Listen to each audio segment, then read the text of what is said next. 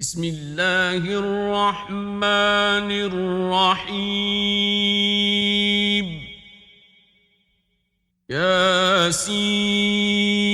ياسين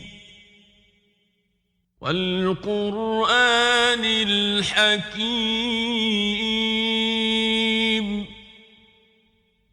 إنك لمن المرسلين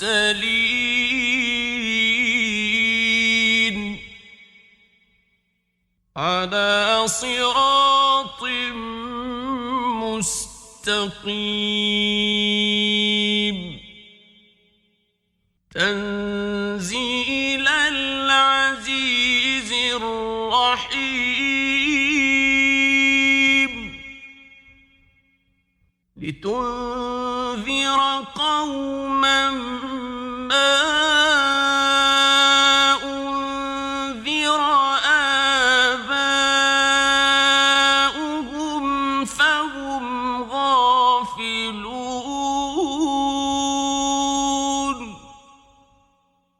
لقد حق القول على أكثرهم فهم لا يؤمنون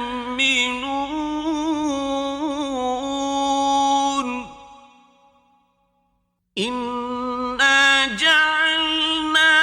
في أعناقهم أغلالا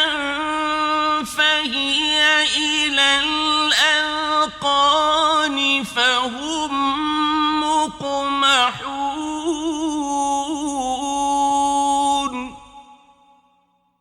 وجعلنا من بين أيديهم سدا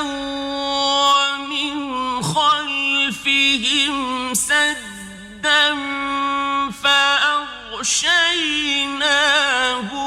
فهم لا يبصرون وسواء عليهم أأنذرتهم أم لم تنذرهم لا يؤمنون إنما تنذر من اتبع الذكر وخشي الرحمن بالغيب فبشره بمغفرة وأجر كريم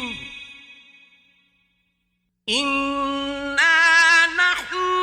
نحيي الموتى ونكتب ما قدموا وآثارهم وكل شيء أحصيناه في إمام مبين واضرب لهم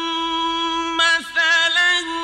أصحاب القرية إذ جاءها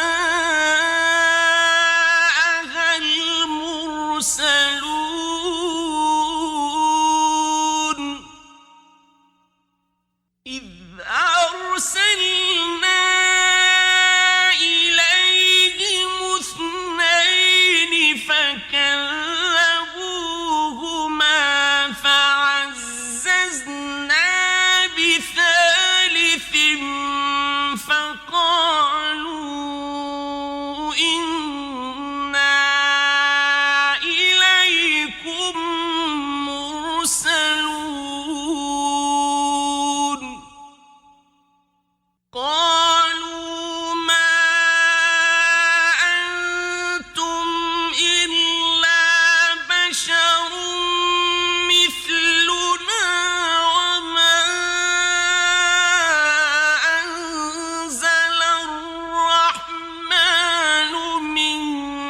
شيء إن أنتم إلا تكذبون قالوا ربنا يعلم إنا إليكم لمرسلون وما علينا إلا البلاغ المبين قالوا إنا تطيرنا بكم لئن لم تنتهوا لنرجمنكم وليمسنكم منا عذاب أليم قالوا طائركم معكم أئن ذكرتم بل أنتم قوم مسرفون وجاء من أقصى المدينة رجل يسعى قال يا قوم اتبعوا المرسلين اتبعوا من لا يسألكم أجرا وهم مهتدون وما لي لا أعبد الذي فطرني وإليه ترجعون أأتخذ من دونه آلهة إن يردني الرحمن بضر لا تغن عني شفاعتهم شيئا ولا ينقذون إني إذا لفي ضلال مبين إني آمنت بربكم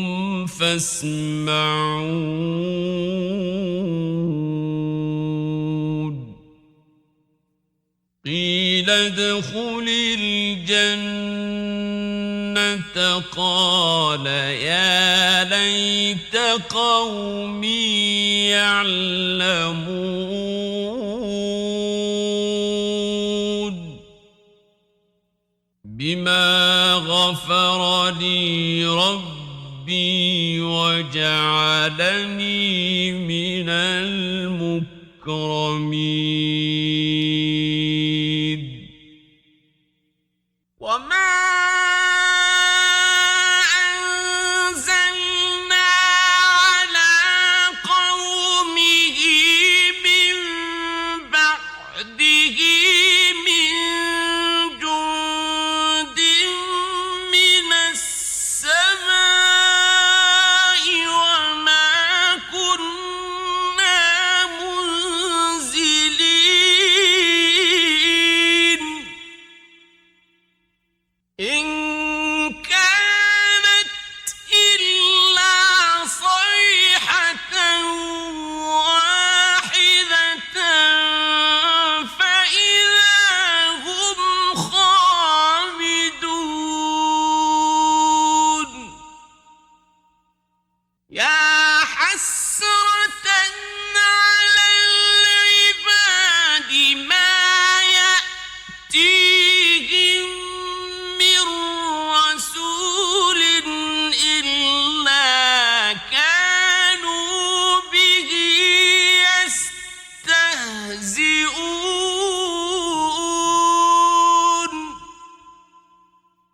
ألم يروا كم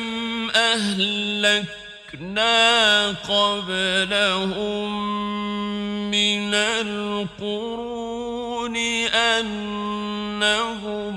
إليهم لا يرجعون وإن كل لما جميع لدينا محضرون وآية لهم الأرض الميتة أحييناها وأخرجنا منها حبا فمنه يأكلون وجعلنا فيها جنات من نخيل وأعناب وفجرنا فيها من العيون ليأكلوا من ثمره وما عملته أيديهم أفلا يشكرون سبحان الذي خلق الأزواج كلها مما تنبت الأرض ومن أنفسهم ومما لا يعلمون وآية لهم الليل نسلخ منه النهار فإذا هم مظلمون والشمس تجري لمستقر لها ذلك تقدير العزيز العليم والقمر قدرناه منازل حتى عاد كالعرجون القديم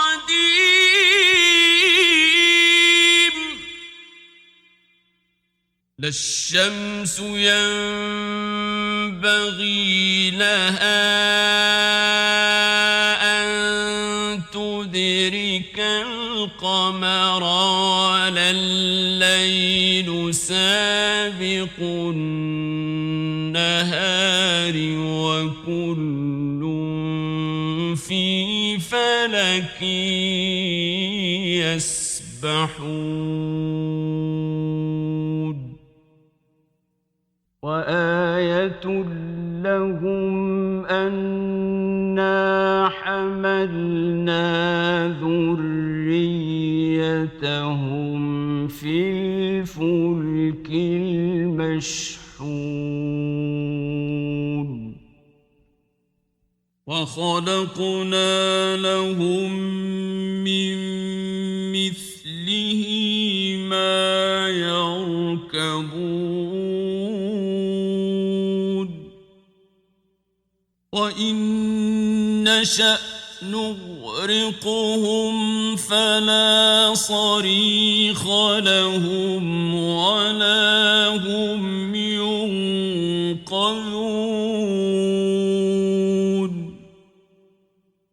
إلا رحمة منا ومتاعا إلى حين وإذا قيل لهم واتقوا ما بين أيديكم وما خلفكم لعلكم ترحمون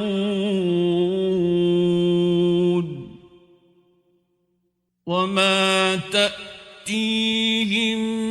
من آية من آيات ربهم إلا كانوا عنها معرضين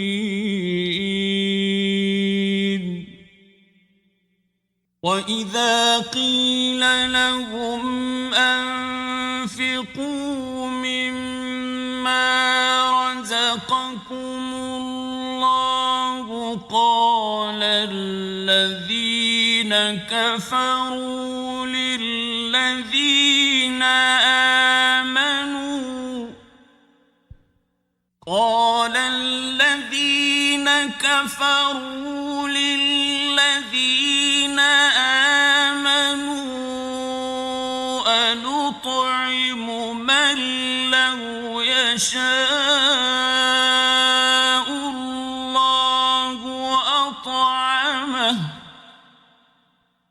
أنطعم من لو يشاء الله أطعمه إن أنتم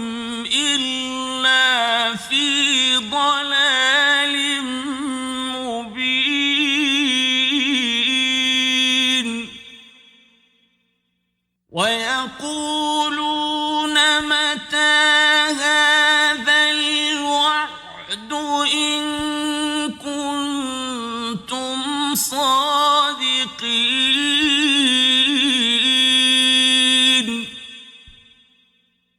ما ينظرون إلا صيحة واحدة تأخذهم وهم يخصمون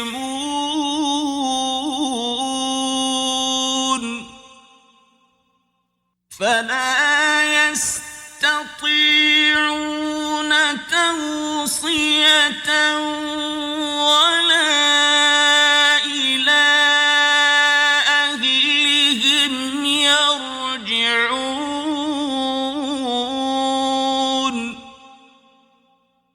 ونفخ في الصور فإذا هم من الأجداث إلى ربهم ينسلون قالوا يا ويلنا من بعثنا من مرقدنا هذا ما وعد الرحمن وصدق المرسلون إن كانت إلا صيحة واحدة فإذا هم جميع لدينا محضرون فاليوم لا تظلم نفس شيئا ولا تجزون إلا ما كنتم تعملون إن أصحاب الجنة اليوم في شغل فاكهون هم وأزواجهم في ظلال على الأرائك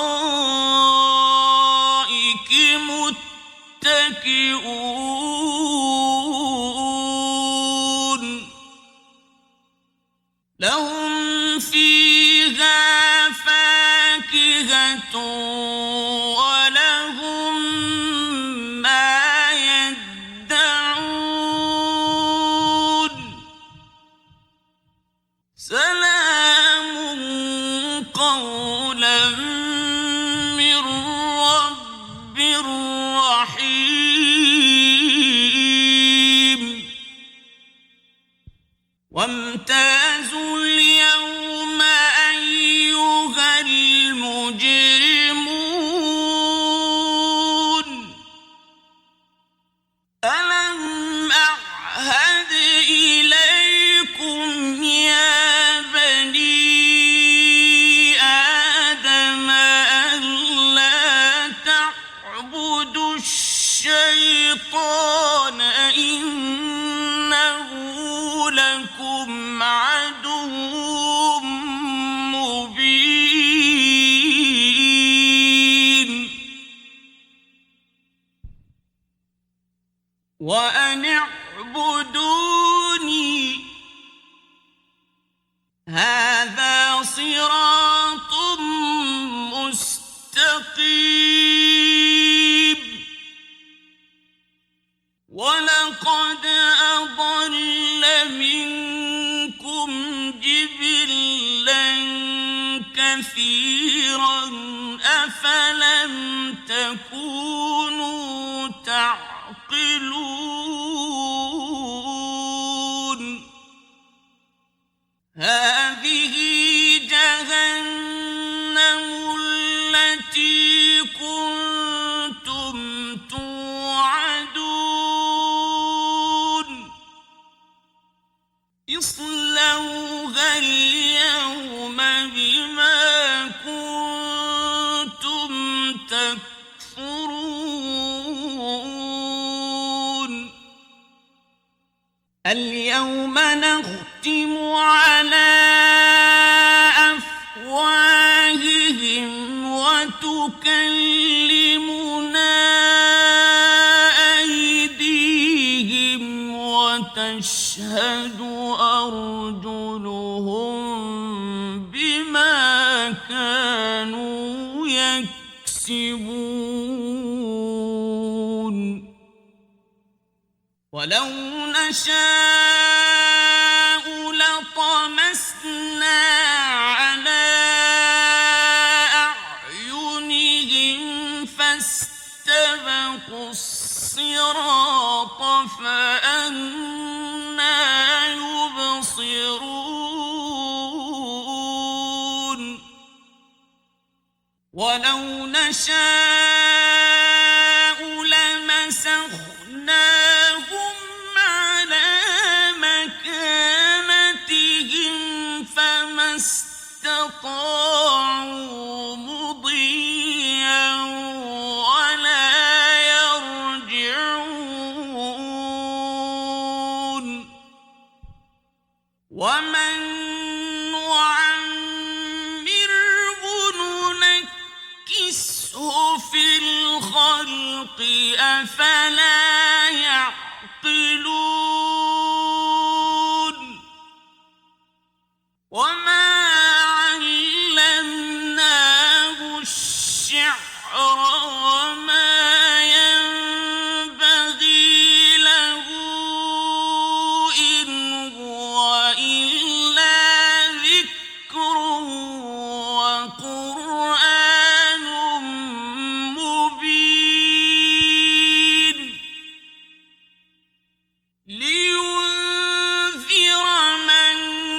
كان حيا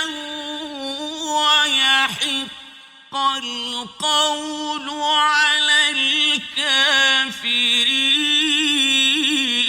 الكافرين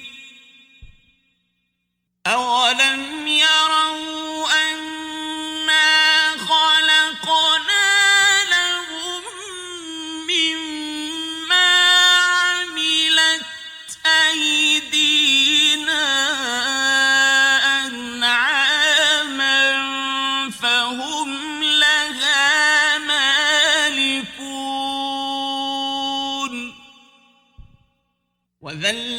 وذللناها لهم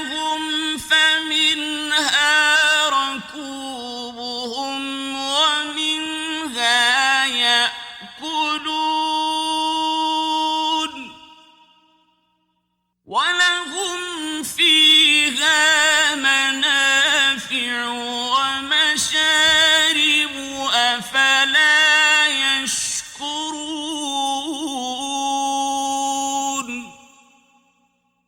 واتخذوا من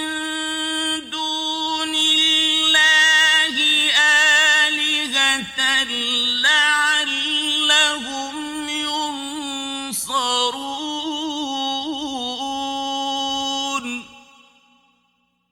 لا يستطيعون نصرهم وهم لهم جند محضرون فلا يحزنك قولهم إنا نعلم ما يسرون وما يعلنون أولم ير الإنسان أنا خلقناه من نطفة فإذا هو خصيم مبين وضرب لنا مثلا ونسي خلقه قال من يحيي العظام وهي رميم قل يحييها الذي أنشأها أول مرة وهو بكل خلق عليم الذي جعل لكم من الشجر الأخضر نارا فإذا أنتم منه توقدون أوليس الذي خلق السماوات والأرض بقادر على أن يخلق مثلهم بلى وهو الخلاق العليم إنما أمره إذا أراد شيئا أن يقول له كن فيكون فسبحان الذي بيده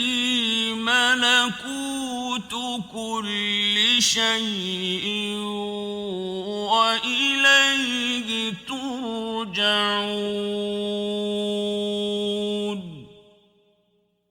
بسم الله الرحمن الرحيم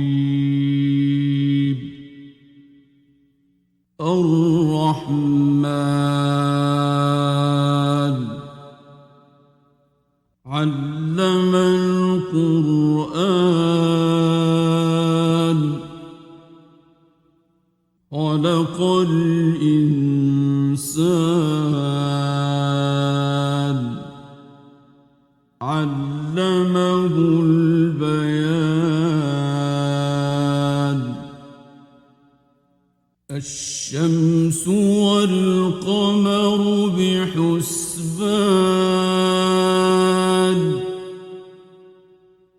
والنجم والشجر يسجدان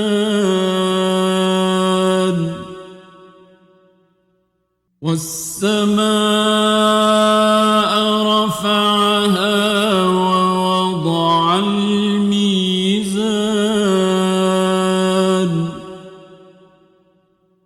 ألا تطغوا في الميزان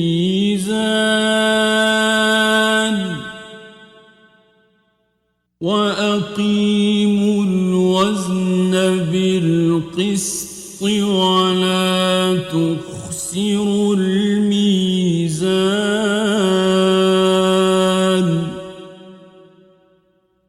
والأرض وضعها للأنام فيها فاكهة والنخل ذات الأكمام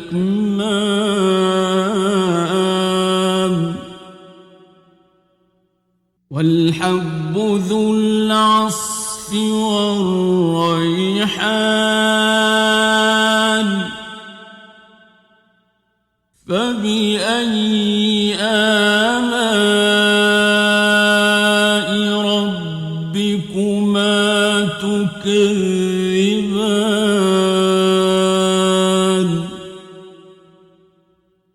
خلق الإنسان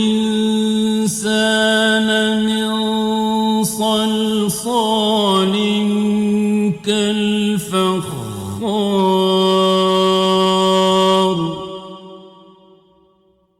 وخلق الجان من مارج من نار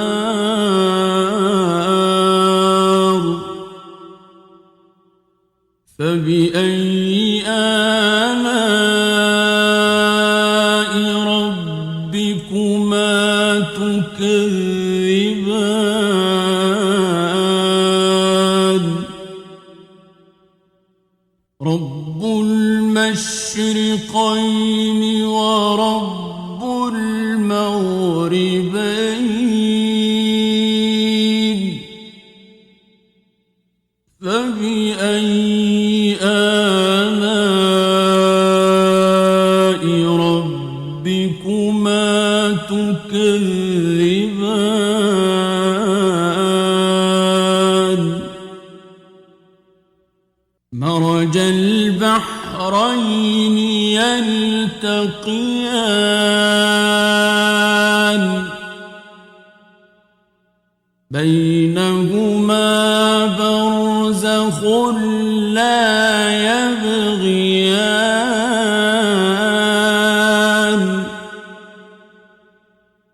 فبأي آلاء ربكما تكذبان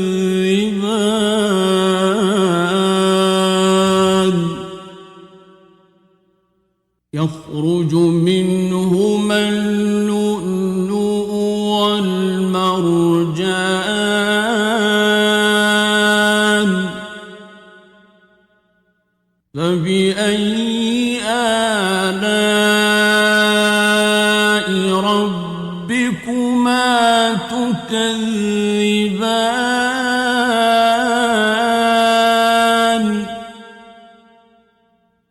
وله الجوار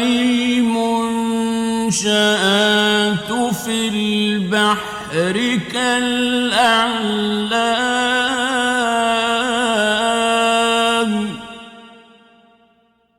فبأي آلاء ربكما تكذبان كل من عليها فان ويبقى وجه ربك ذو الجلال والإكرام فبأي آلاء ربكما تكذبان تكذبان يسأله من في السماوات والأرض كل يوم هو في شأن فبأي آلاء ربكما تكذبان سنفرغ لكم أيها الثقلان فبأي آلاء ربكما تكذبان يا معشر الجن والإنس إن استطعتم أن تنفذوا من أقطار السماوات والأرض فانفذوا لا تنفذون إلا بسلطان فبأي آلاء ربكما تكذبان يرسل عليكما شواظ من نار ونحاس فلا تنتصران فبأي آلاء ربكما تكذبان فإذا انشقت السماء فكانت وردة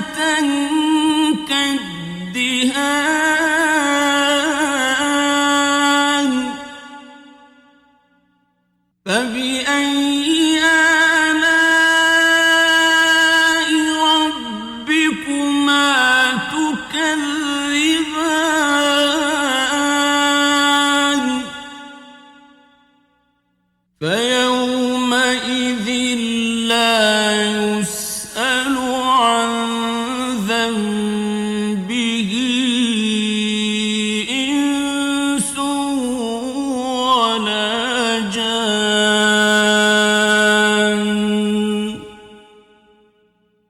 فبأي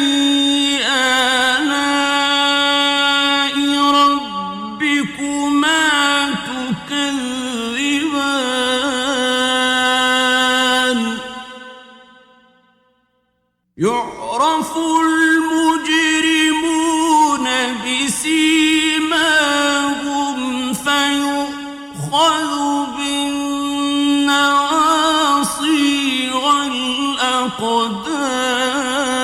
والأقدام فبأي آلاء ربكما تكذبان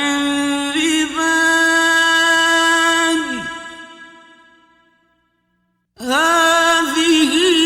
جهنم التي يكذب بها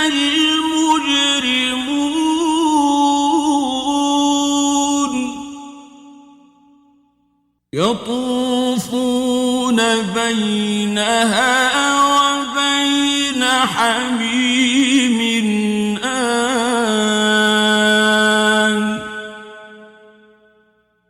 فبأي آلاء ربكما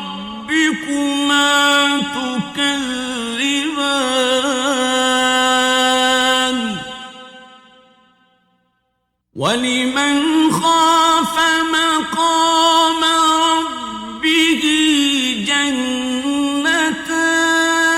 جنتان فبأي آلاء ربكما تكذبان ذواتا أفنان فبأي آلاء ربكما تكذبان فيهما عينان تجريان فبأي آلاء ربكما تكذبان فيهما من كل فاكهة زوجان فبأي آلاء ربكما تكذبان متكئين على فرش بطائنها من استبرق وجنى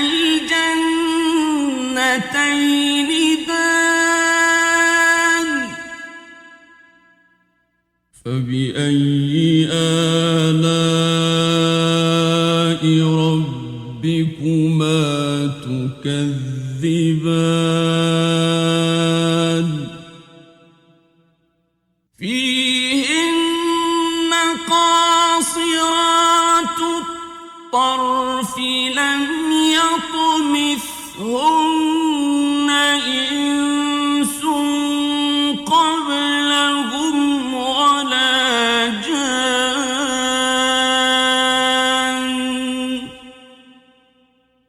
فبأي آلاء ربكما تكذبان كأنهن الياقوت والمرجان فبأي آلاء ربكما تكذبان هل جزاء الإحسان إلا الإحسان فبأي آلاء ربكما تكذبان ومن دونهما جنتان فبأي آلاء ربكما تكذبان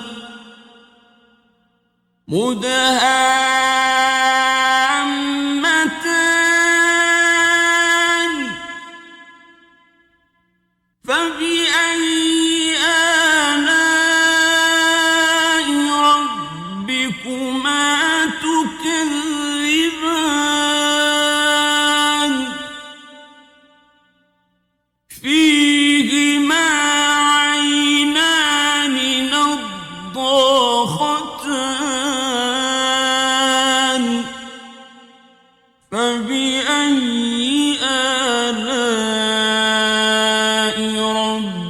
ربكما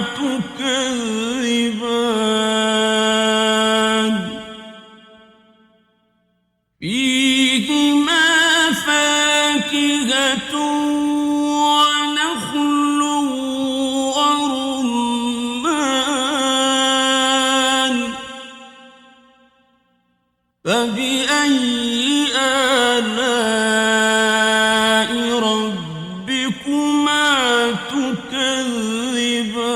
تكذبان فيهن خيرات حسان فبأي آلاء ربكما تكذبان حور مقصورات في الخيام فبأي آلاء ربكما تكذبان لم يطمثهن إنس قبلهم ولا جان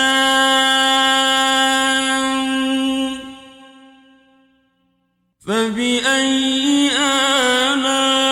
آلاء ربكما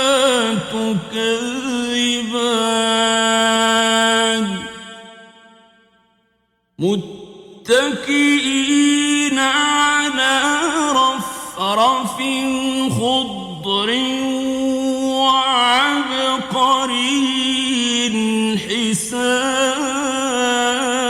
حسان فبأي آلاء ربكما